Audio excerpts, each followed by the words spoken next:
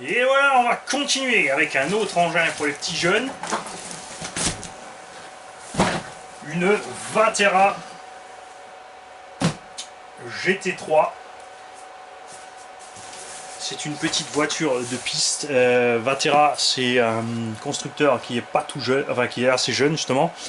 Ils ont fait pas mal de choses dans le goût Traxxas. Il y a le Vatera Alix et le Pre-Runner, ou je sais plus quoi, le Shortcast, qui sont sur des bases qui ressemblent étrangement à Traxxas, châssis baignoire, cardan à l'intérieur, etc. Pour moi, la plus grosse erreur de Vatera était de faire des minuscules pignons en module 48 dans ces engins. Sinon, c'est pas trop mal.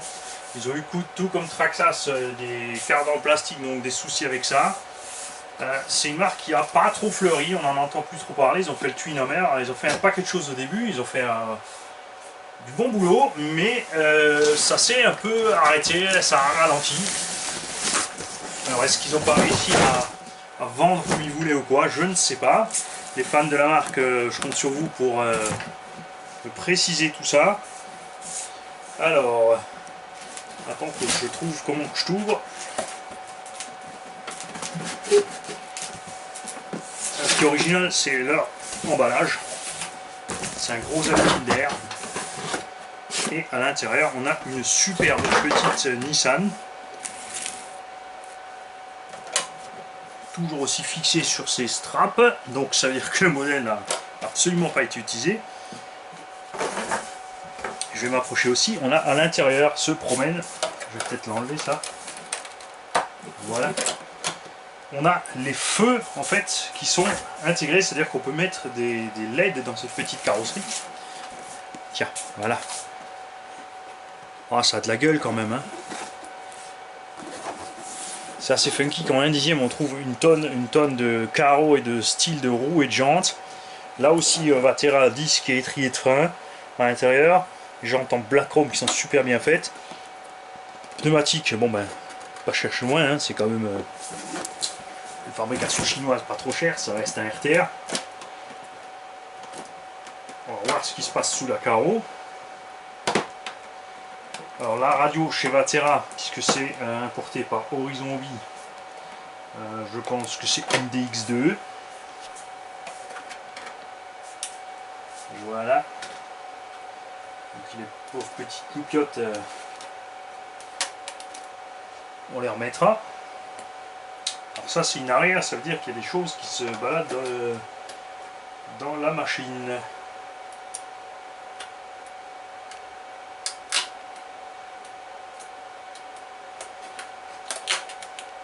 On verra si tout est dans le carton. Il y a en fait de quoi faire les feux arrière et les feux avant pour les fans de tout ce qui est maquette. Alors là on a un train avant standard sur pivot, chape et fusée. On a par contre quelque chose qui me plaît beaucoup. On a une suspension à double triangulation qui est assez réaliste en fait et qui m'a l'air plutôt solide, je dois dire. On a une grosse barre de renfort au centre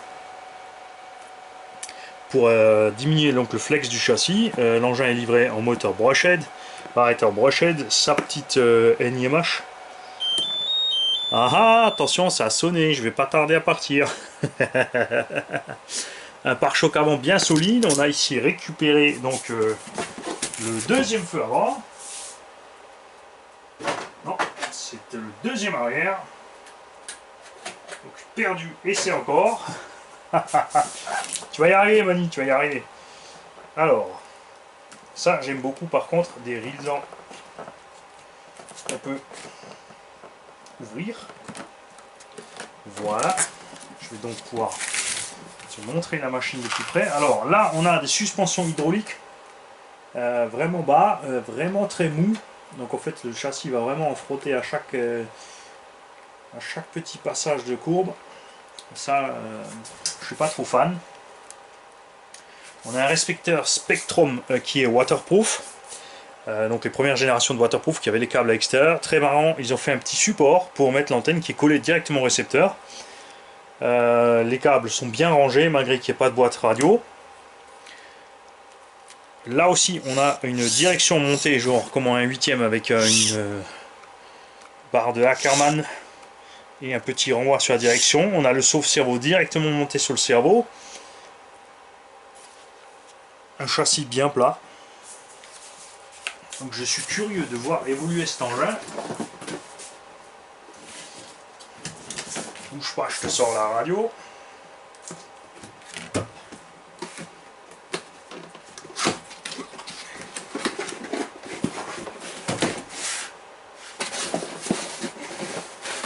On a le chargeur, évidemment la notice. C'est donc un petit kit RTR complet pour un jeune. Et effectivement une Spectrum DX2. Les premières versions avec l'antenne. Et donc pas de TSM. De toute façon le TSM ça sert à rien. Voilà. Une vraie DX2. Pas une espèce de truc dégradé qualité à la noix. Donc il y a une portée largement suffisante. Là aussi, on en parlera plus de cette machine lors de l'essai. Parce que laissez-moi découvrir un petit peu le monde du 1/10. Avant de vous raconter plein de bêtises, on va quand même voir tout ce qu'il y a à faire, tout ce qu'on peut faire avec ces engins. On va se renseigner un peu sur les problèmes récurrents, tout ça. Ce que j'aime beaucoup, c'est le diffuseur à l'arrière qui intègre, la carreau est posée sur le diffuseur, à l'avant aussi, la lame du pare-choc dépasse. C'est franchement sympa.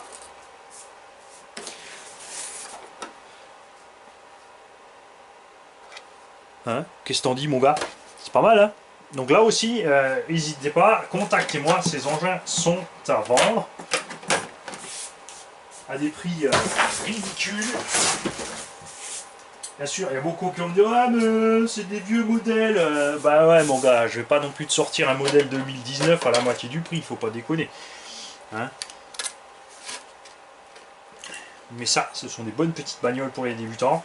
Faut même pas pour les débutants, pour les fans de 1.10. Je compte d'ailleurs pour surtout les fans de 1.10 de la chaîne, pour me parler de tous ces engins, ce qu'ils en pensent, s'ils en ont eu en main, s'ils en ont essayé, ce qu'ils reprochent à ces engins, etc., etc. Évidemment, là aussi, tout comme HPI, cardan central en plastique, et tout ça, j'ai pas regardé les cardans sur les roues. Là aussi, c'est du plastique, mais avec le petit moteur à charbon, ça posera pas de problème. On pourra aussi largement équiper ça avec un petit combo brushless à 35 €. Pas trop violent, juste un peu plus de patate peut-être que le moteur à charbon. Et comme je le dis tout le temps, l'avantage surtout du brushless, ça va être l'autonomie et la durée dans le temps par rapport au petit moteur charbon. C'est pas nécessaire de transformer ces petits engins en missiles pour s'amuser avec. Des fois, il faut pas grand chose, surtout si vous êtes à plusieurs. Et c'est pas un béquet, c'est une table de camping. Je vous dis à tout de suite pour le dernier petit engin qui est dans ce carton.